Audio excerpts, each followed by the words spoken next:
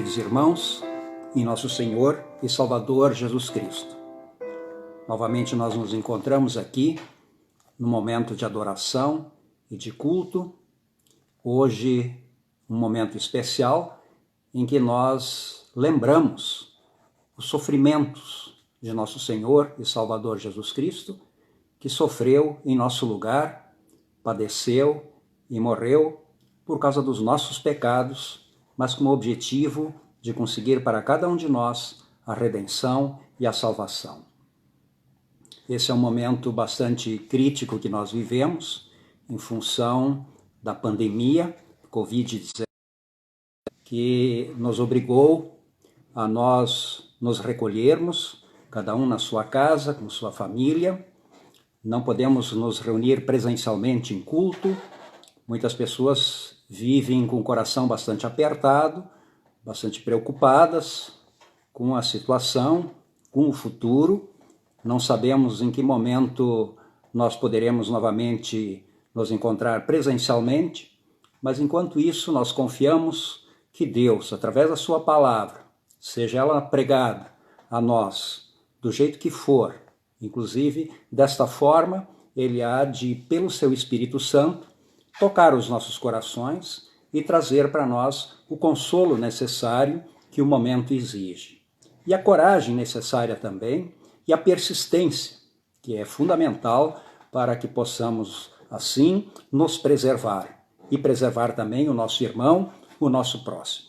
Que Deus Espírito Santo, portanto, nos ilumine nesse momento de culto para que possamos render um culto agradável a Deus. E começo com as palavras de Jesus: deixo-vos a paz, a minha paz vos dou.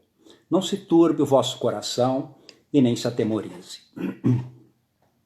Portanto, vamos iniciar esse momento de culto em nome de Deus Pai, de Deus Filho e Deus Espírito Santo.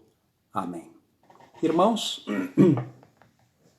nós sabemos que somos falhos, fracos, frágeis, pecadores, e Deus é santo, e Ele exige de todos nós também pureza de coração. Enfim, Ele exige coisas que nós, por causa de nossa natureza, não conseguimos oferecer. Portanto, estamos em débito com Deus. Portanto, nós não temos a suficiente dignidade de nos aproximarmos com tranquilidade diante dEle. Nós não temos esse acesso direto a Deus em função de nossas fragilidades, dos nossos pecados e na nossa impureza. Porque Deus exige: santos sereis, porque eu, vosso Deus, sou santo. E a alma que pecar, esta morrerá. Portanto, sobre cada um de nós pesa a espada pesada da lei de Deus e da condenação.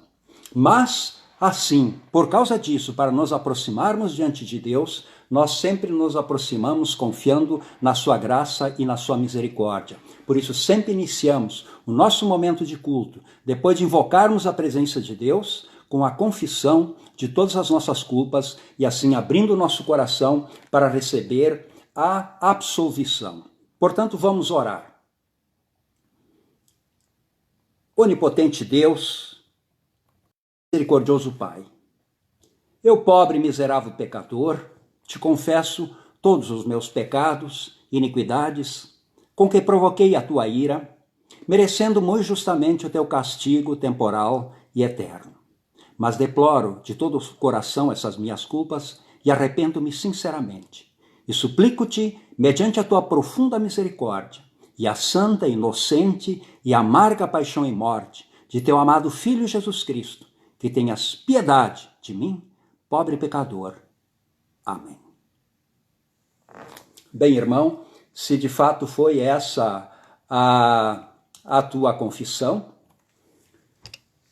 se você de fato reconhece que depende da misericórdia, da graça e do perdão de Deus, então eu, na qualidade de ministro da palavra, que fui chamado e também ordenado, eu vos anuncio a graça de Deus. E da parte e por ordem de Jesus Cristo, meu Senhor, eu vos perdoo todos os vossos pecados. Em nome do Pai, e do Filho, e do Espírito Santo. Amém.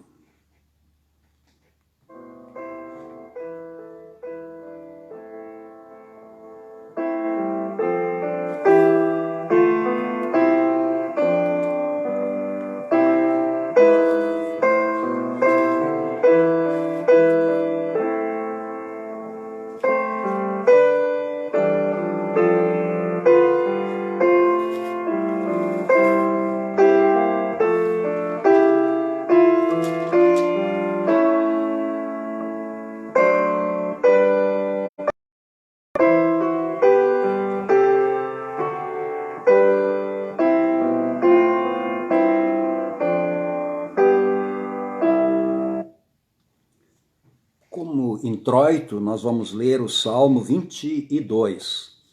É angústia e louvor de Davi. Meu Deus, por que me abandonaste? Por que ficas tão longe? Por que não escutas quando eu grito pedindo socorro? Meu Deus, durante o dia eu te chamo, mas tu não me respondes. Eu te chamo de noite, mas não consigo descansar. Tu, porém, és santo, e sentado no teu trono recebes o louvor do povo de Israel. Os nossos antepassados puseram a sua confiança em ti. Eles confiaram em ti e tu os salvaste. Eles te pediram ajuda, escaparam do perigo, confiaram em ti e não ficaram desiludidos. Eu não sou mais um ser humano, eu sou um verme. Todos zombam de mim, me desprezam. Todos os que me veem caçoam de mim, mostrando a língua e balançando a cabeça. Eles dizem, você confiou em Deus, o Senhor, então por que ele não o salva? Se ele gosta de você, por que não o ajuda? No entanto, ó Deus, tu me trouxeste ao mundo quando nasci. E quando eu era uma criancinha, tu me guardaste. Desde o meu nascimento fui entregue aos teus cuidados. Desde que nasci, tu tens sido o meu Deus. Não te afastes de mim, pois o sofrimento está perto. E não há ninguém para me ajudar. Como touros, muitos inimigos me cercam, todos eles estão em volta de mim, como fortes touros da terra de Bazã. Como leões abrem a boca, rugem e se atiram contra mim.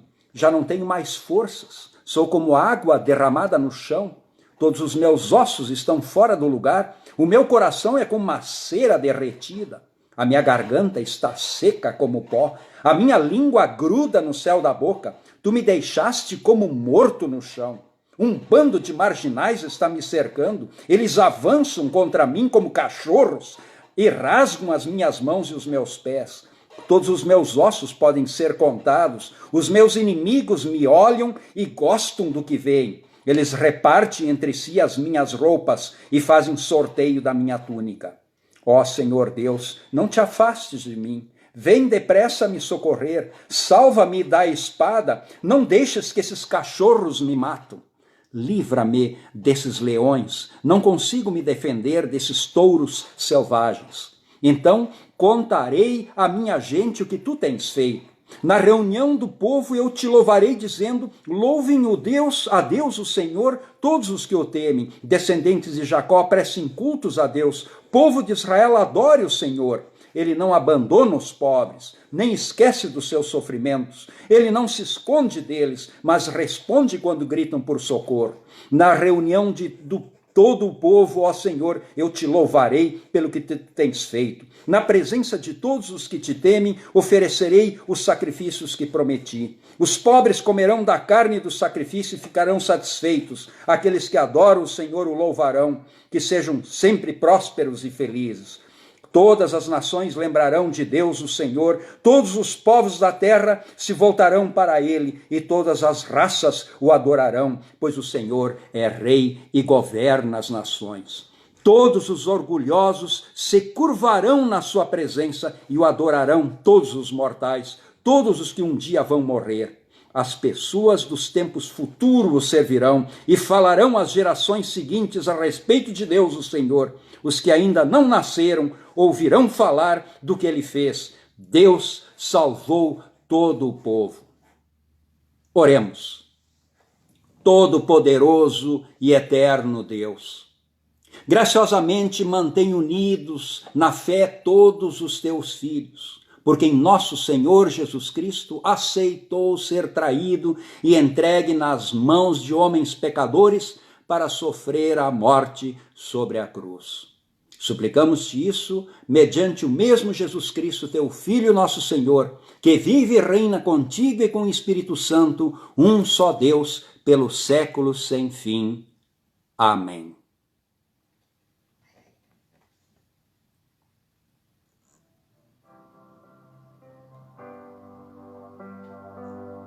Se aquela cruz falasse como Cristo morreu, daria a todos nós maior lição de amor. De sangue foi manchado, os pregos suportou. Ergueu sobre o Calvário Jesus Salvador. Ela viu morrer o homem Deus, nela sempre achei consolação. Ela viu morrer o homem Deus, nela sempre achei consolação. Prezados irmãos, nós vamos ouvir agora a leitura do Antigo Testamento, que nós encontramos em Isaías 52, versículos 13, até o capítulo seguinte, Isaías 53, versículo 12, onde lemos: Acorde, ó Jerusalém, acorde já.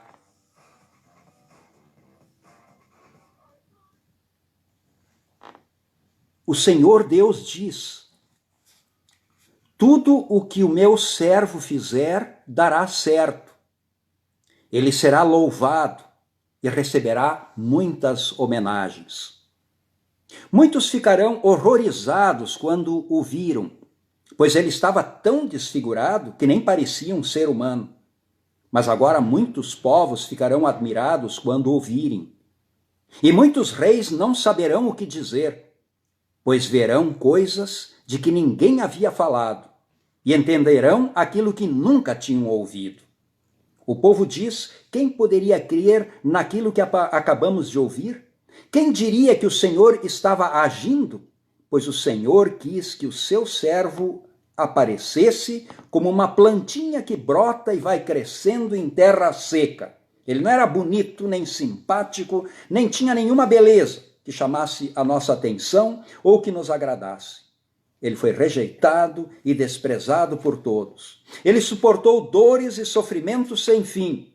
Era como alguém que não queremos ver. Nós nem mesmo olhávamos para ele e o desprezávamos. No entanto, era o nosso sofrimento que estava carregando. Era a nossa dor que ele estava suportando. E nós pensávamos que era por causa das suas próprias culpas que Deus o estava castigando, que Deus o estava maltratando e ferindo. Porém, ele estava sofrendo por causa dos nossos pecados. Estava sendo castigado por causa das nossas maldades. Nós somos curados pelo castigo que ele sofreu. Somos sarados pelos ferimentos que ele recebeu. Todos nós éramos como ovelhas que haviam se perdido.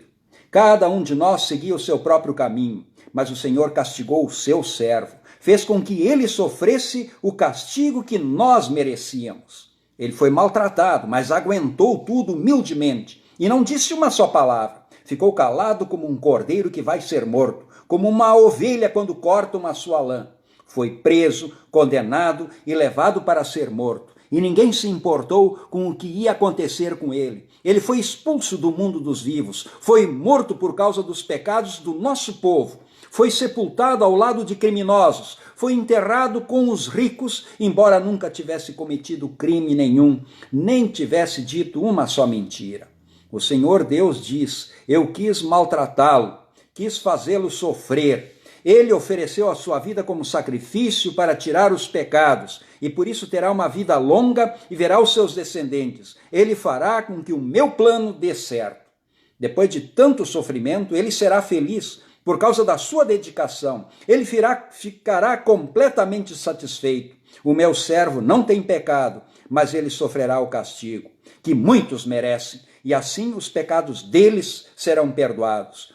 Por isso, eu lhe darei um lugar de honra. Ele receberá a sua recompensa junto com os grandes e os poderosos, pois ele deu a sua própria vida e foi tratado como se fosse um criminoso. Ele levou a culpa dos pecados de muitos e orou pedindo que eles fossem perdoados. Assim termina a leitura do Antigo Testamento.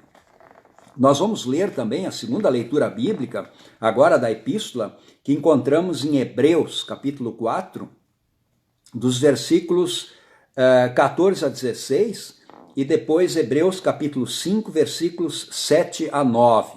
Hebreus 4, 14 a 16 e Hebreus 5, 7 a 9, onde lemos: Portanto, fiquemos firmes na fé que anunciamos, pois temos um grande sacerdote poderoso, Jesus, o Filho de Deus, o qual entrou na própria presença de Deus. O nosso grande sacerdote não é aqueles que não são capazes de compreender nossas fraquezas. Pelo contrário, temos um grande sacerdote que foi tentado do mesmo modo que nós, mas não pecou.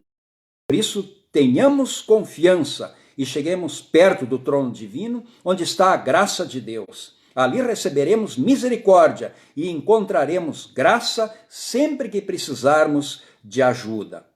Durante a sua vida aqui na terra, Cristo, em voz alta e com lágrimas, fez orações e súplicas a Deus que o podia salvar da morte.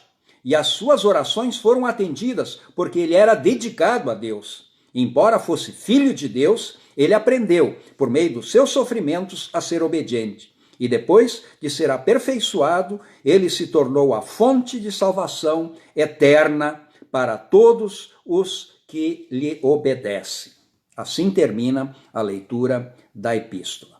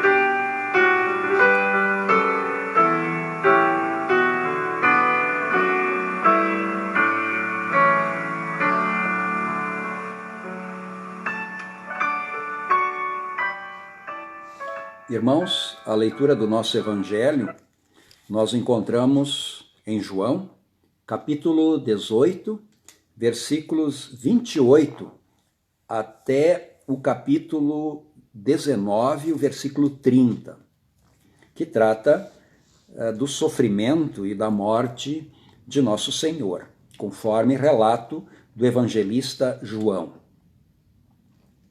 Depois levaram Jesus da casa de Caifás para o palácio do governador romano. Já era de manhã cedo. Os líderes judeus não entraram no palácio porque queriam continuar puros, conforme a religião deles, pois só assim poderiam comer o jantar da Páscoa.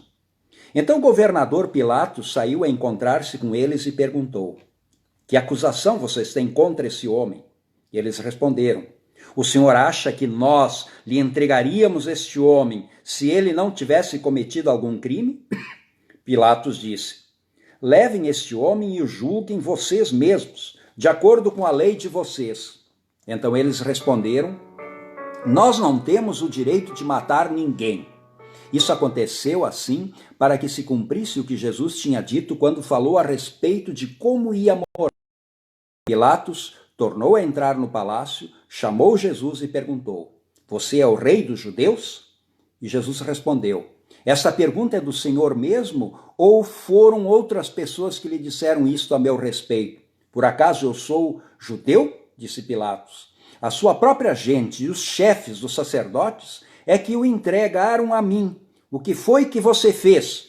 Jesus respondeu: O meu reino não é deste mundo. Se o meu reino fosse deste mundo, os meus seguidores lutariam para não deixar que eu fosse entregue aos líderes judeus. Mas o fato é que o meu reino não é deste mundo. Então você é rei? Perguntou Pilatos. É o Senhor que está dizendo que eu sou rei, respondeu Jesus. Foi para falar da verdade que eu nasci e vim ao mundo. Quem está ao lado da verdade ouve a minha voz. O que é a verdade? Perguntou Pilatos. Depois de dizer isso, Pilatos saiu outra vez para falar com a multidão e disse: Não vejo nenhum motivo para condenar este homem. Mas de acordo com o costume de vocês, eu sempre solto um prisioneiro na ocasião da Páscoa. Vocês querem que eu solte para vocês o rei dos judeus? E todos começaram a gritar, não ele, nós queremos que solte Barrabás. Aconteceu que esse Barrabás era um criminoso. Aí Pilatos mandou chicotear Jesus. Depois os soldados fizeram uma coroa de ramos, cheia de espinhos, e a puseram na cabeça dele e o vestiram com uma capa vermelha. Chegavam perto dele e diziam, viva o rei dos judeus, e davam bofetadas nele. Aí Pilatos saiu outra vez e disse para a multidão, escute, vou trazer o homem aqui para que vocês saibam que não encontro nenhum motivo para condená-lo. Então Jesus saiu com a coroa de espinhos na cabeça e vestido com a capa vermelha. Vejam, aqui está o homem, disse Pilatos. Quando os chefes dos sacerdotes, os guardas do templo, viram Jesus, começaram a gritar, crucifica, crucifica. Vocês que o levem e o crucifiquem. Eu não encontro nenhum motivo para condenar esse homem, repetiu Pilatos. A multidão respondeu, nós temos uma lei, e ela diz que este homem deve morrer, porque afirma que é filho de Deus. Quando Pilatos ouviu isso, ficou com mais medo ainda. Entrou outra vez no palácio e perguntou a Jesus, de onde você é? Mas Jesus não respondeu nada. Então Pilatos disse, você não quer falar comigo? Lembre que eu tenho autoridade, tanto para soltá-lo como para mandar crucificá-lo. Jesus respondeu, o Senhor só tem autoridade sobre mim, porque ela lhe foi dada por Deus. Por isso aquele que me entregou ao Senhor é culpado de um pecado maior. Depois disso, Pilatos quis soltar Jesus, mas a multidão gritou, se o Senhor soltar esse homem, não é amigo do imperador, pois quem diz que é rei é inimigo do imperador. Quando Pilatos viu isso, trouxe Jesus para fora, sentou-se no tribunal, no lugar chamado Calçada de Pedra, em hebraico o nome desse lugar é Gabatá. Era quase meio-dia da véspera da Páscoa. Pilatos disse para a multidão, aqui está o rei de vocês. Mas eles gritaram, mata, mata, crucifica. Então Pilatos perguntou, querem que eu crucifique o rei de vocês? Mas os chefes dos sacerdotes responderam, o nosso único rei é o imperador. Então Pilatos entregou Jesus aos soldados para ser crucificado e eles o levaram. Jesus saiu carregando ele mesmo a cruz para um lugar chamado Calvário. Em hebraico, o nome desse lugar é Gólgota. Ali os soldados pregaram Jesus na cruz e crucificaram também outros 2 homens, um de cada lado. Pilatos mandou escrever um letreiro e colocá-lo na parte de cima da cruz. Hebraico, latim e grego, Jesus de Nazaré, rei dos judeus. Muitas pessoas leram o letreiro porque o lugar em que Jesus foi crucificado ficava perto da cidade. Então os chefes dos sacerdotes disseram a Pilatos, não escreva rei dos judeus, escreva este homem disse eu sou o rei dos judeus. O que escrevi, escrevi, respondeu Pilatos. Depois que os soldados crucificaram Jesus, pegaram as roupas dele e dividiram em 4 partes, uma para cada um. Mas a túnica era sem costura, toda tecida numa peça de alto a baixo. Por isso os soldados disseram uns aos outros, não vamos rasgar a túnica, vamos tirar a sorte para ver com quem fica. Isso aconteceu para se cumprir o que as Escrituras Sagradas dizem. Repartiram entre si as minhas roupas e fizeram sorteio da minha túnica. E foi isso que os soldados fizeram. Perto da cruz de Jesus estava sua mãe e a irmã dela e Maria, a esposa de Clopas, e também Maria Madalena. Quando Jesus viu a sua mãe e perto dela o discípulo que ele amava, disse a ela, este é o teu filho. Em seguida disse a ele, esta é a sua mãe. E esse discípulo levou a mãe de Jesus para morar ali em diante na casa dele. Agora Jesus sabia que tudo estava completado. Então, para que se cumprisse o que diz as Escrituras Sagradas, disse, estou com sede. Havia ali uma vasilha cheia de vinho comum. Molharam no vinho uma esponja, puseram a esponja num bastão de sopo e encostaram na boca de Jesus. Quando ele tomou o vinho, disse, tudo está completado. Então, baixou a cabeça e morreu. Vamos agora confessar a nossa fé nas palavras do credo apostólico.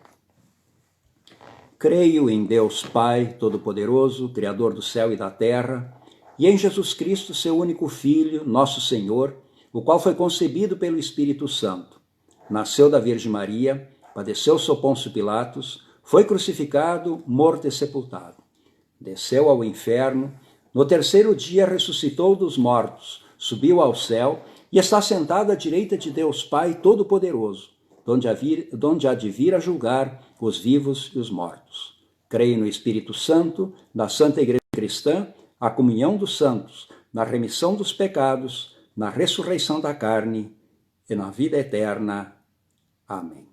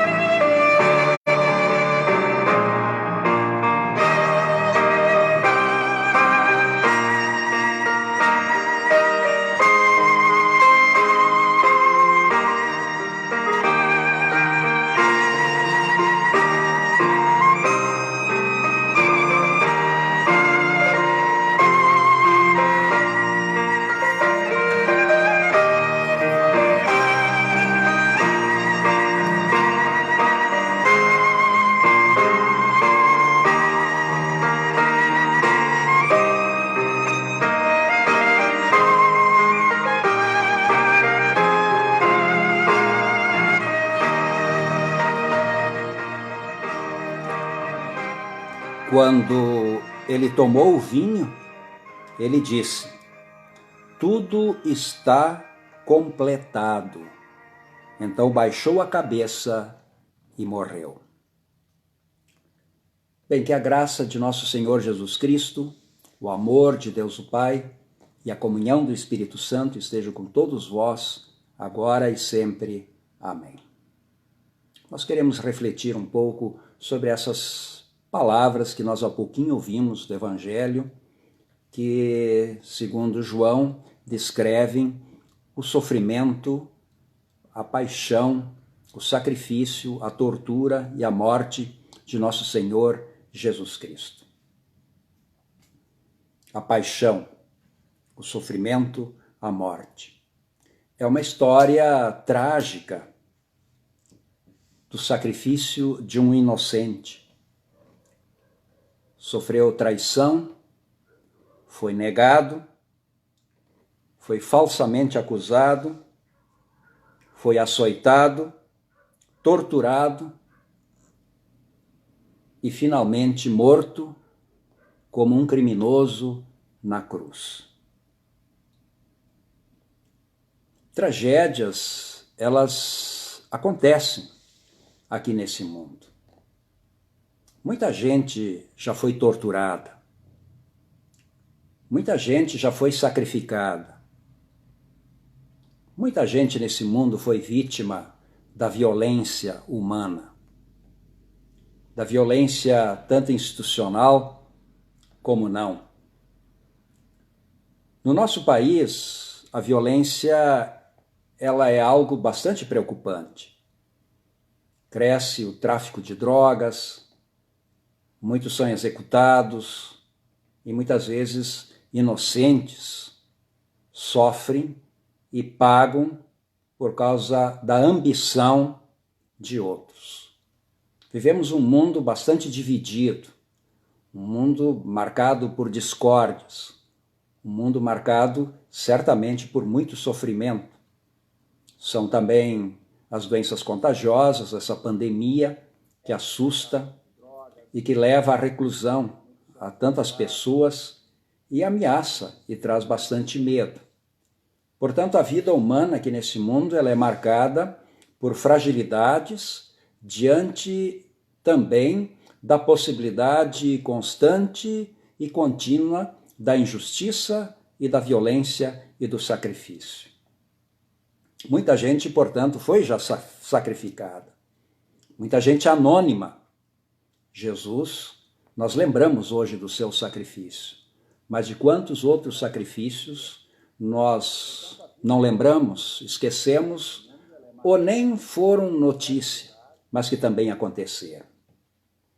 Bem, mas esse sacrifício de Jesus que nós lembramos hoje, qual é a diferença dele em relação a todos os outros sacrifícios pelos quais tanta gente passa neste mundo e passou nesse mundo? Qual é a diferença? Bom, existem muitas diferenças, mas a diferença principal que nós gostaríamos de destacar hoje é que o sacrifício de Jesus representa, de um lado, o sofrimento de Deus e, de outro lado, representa todo o sofrimento humano, toda a tragédia humana, todo o mal humano, toda a pecaminosidade humana, toda a maldade humana que ele carrega sobre si. Portanto, foi um sacrifício representativo. Não foi por ele, foi pelos outros, conforme já disse o profeta 700 e tantos anos antes, inspirado por nosso Senhor. Ele sofreu em lugar da humanidade. Mas ele também representa um sofrimento histórico de Deus em relação à sua criatura. Conta uma história que ficou registrada durante a Segunda Guerra Mundial. Houve, num campo de concentração, uma revolta de judeus que lá estavam, na fila da execução. Houve uma revolta e 1 ou 2 soldados nazistas foram mortos violentamente por esses revoltosos. Em retaliação, os nazistas resolveram enforcar algumas crianças. Então, evidentemente, que a retaliação ela seria bem desproporcional em relação à violência que havia sido cometida contra os soldados nazistas, o sacrifício de crianças. Quando essas crianças foram colocadas na forca, evidentemente que os soldados não tinham experiência no enforcamento de crianças. Essas crianças, por causa da relação do peso do corpo e a resistência no pescoço e da cabeça, elas simplesmente não morriam e ficavam penduradas, agonizando na cruz. E essa cena necessariamente precisava ser presenciada por todos os detentos. E eles então viram isso e até os próprios soldados se emocionaram ao verem essas crianças não morrendo e sofrendo. E diz o autor que escreve essa história que ele ouviu uma mulher gritar: "Onde está Deus para permitir uma atrocidade dessas?" E o autor diz que naquele momento, ele que sobreviveu e pôde contar essa história, sentiu uma voz dentro do seu coração dizendo: Deus está na forca. Deus está ali com as crianças. É isto que é o sacrifício de Jesus. Conforme o profeta Isaías, ele tomou sobre si todas as violências humanas. Ele tomou sobre si todas as dores. Normalmente, quando nós assistimos um filme como esse que fez tanta fama sobre o sacrifício de Jesus, nós nos emocionamos com o sacrifício de alguém. Mas o sofrimento, aquele foi apenas uma gota no oceano de todo o sofrimento que ele carregou, porque levou sobre si as iniquidades de toda a humanidade e sofreu por elas.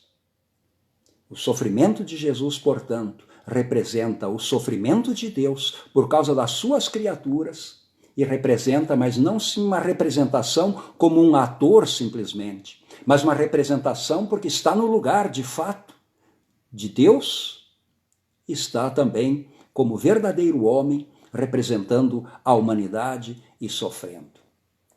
E o seu sacrifício foi redentor. Aliás, o sacrifício é uma coisa comum nas religiões. Parece que faz parte da religião, aquela natural que existe no coração de todos os seres humanos. Não existe povo sem religião, os povos têm religião. E dificilmente nós vamos identificar uma religião que não exija um certo tipo de sacrifício. O sacrifício é a grande compensação por causa dos males cometidos pelos homens. É a forma das pessoas se sentirem justificadas diante de Deus. O sacrifício, ele consegue aliviar a dor da consciência. Quem está com consciência pesada busca o sofrimento, busca o sacrifício, busca a dor. E ao buscar o sacrifício, buscar a dor, pensou o mal que fez e aliviou assim de uma certa forma a sua alma. Esta é a função de muitas religiões. Esse sacrifício, ele existe também na igreja cristã. Esse sacrifício somente tem uma diferença fundamental. Ele não é mais nosso sacrifício, ele foi o sacrifício do nosso Senhor Jesus Cristo. E porque ele foi sacrificado e porque ele se sacrificou por nós, nós agora estamos livres do sacrifício. Nós não precisamos mais agora sofrer, nós não precisamos mais fazer isso ou aquilo. Nós estamos aliviados, nós agora somos livres, nós agora somos libertados do horror, do medo de Deus. Não precisamos ter medo de Deus. Deus não se relaciona mais conosco como seria na maior parte das religiões, um Deus carrasco que exige das pessoas sacrifícios, exige das pessoas ofertas, exige das pessoas coisas. Deus não exige nada. Ele nos dá tudo em Cristo Jesus. Nós somos livres, livres agora apenas para servir no espírito voluntário do amor e da paz. Então o sacrifício de Jesus nos libertou. O sacrifício de Jesus fez com que nós agora tivéssemos acesso tranquilo ao Pai.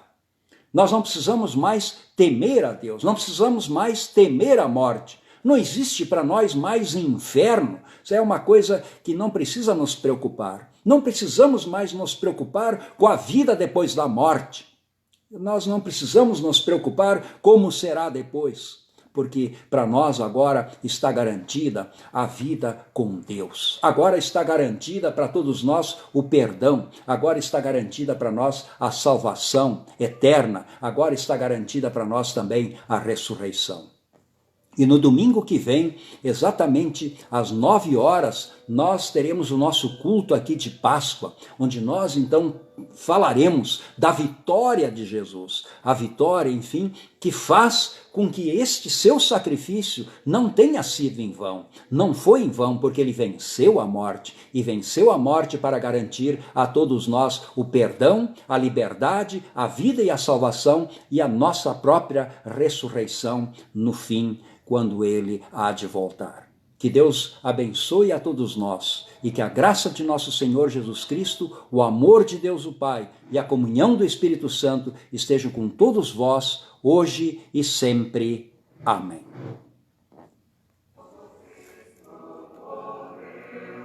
Maria, todos nós, maior lição de amor, de sangue foi manchado os pregos suportou.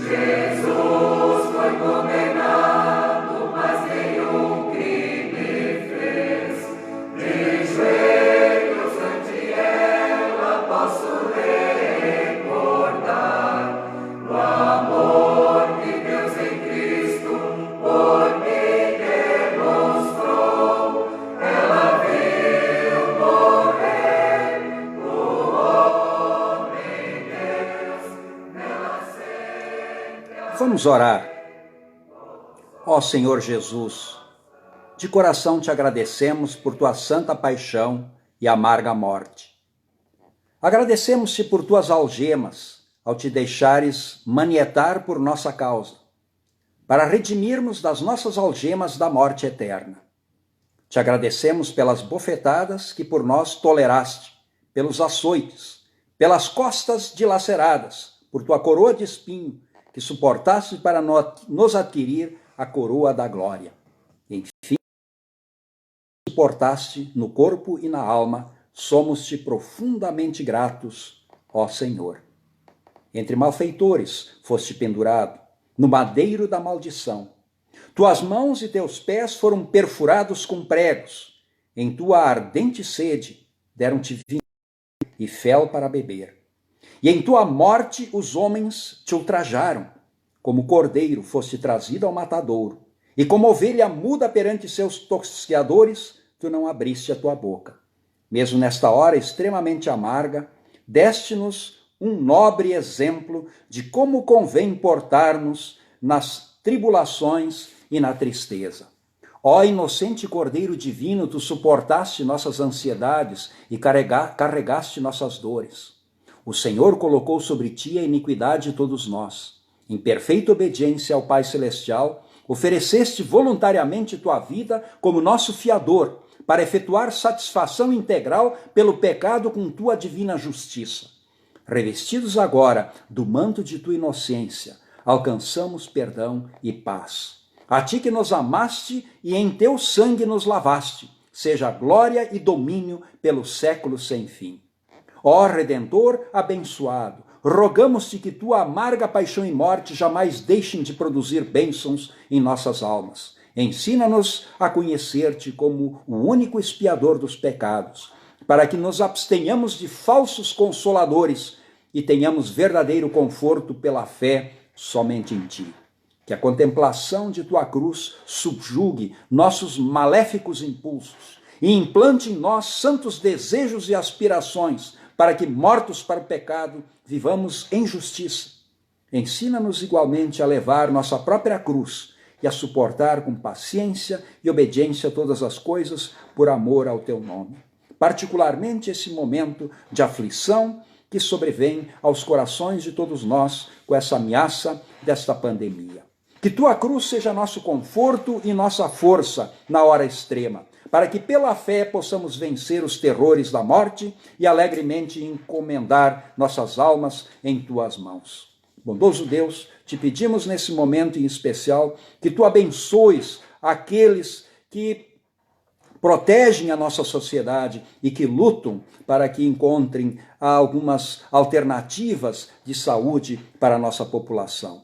Abençoa os médicos, os enfermeiros, abençoa todos aqueles que agora trabalham em função, correndo riscos em função do bem-estar de nossa sociedade. Tendo assim contigo sofrido, possamos também contigo ser glorificados. Ouve-nos, ó Senhor, Jesus Cristo e Redentor. Olha, ó Deus, com misericórdia para a nossa congregação de Uberlândia. Coloca nos corações deles sempre bastante amor e persistência e paciência, e que possam se manter firmes na sua fé. Que possam assim, num futuro bastante próximo, nos encontrarmos em comunhão na nossa igreja, na cidade de Uberlândia, Minas Gerais. Por Jesus Cristo nós te pedimos isso e te agradecemos. Ouve-nos, ó Cristo Redentor. Amém.